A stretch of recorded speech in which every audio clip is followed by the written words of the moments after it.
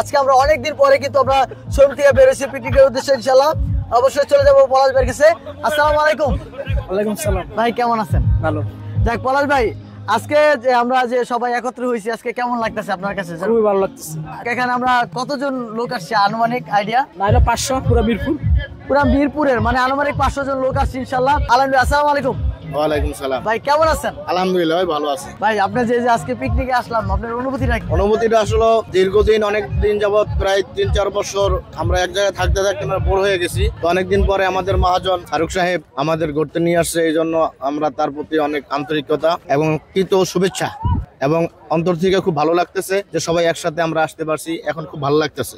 যাক ধন্যবাদ আলামিন ভাইকে। আলামিন ভাই কিন্তু খুব সুন্দর কথা বলেছে।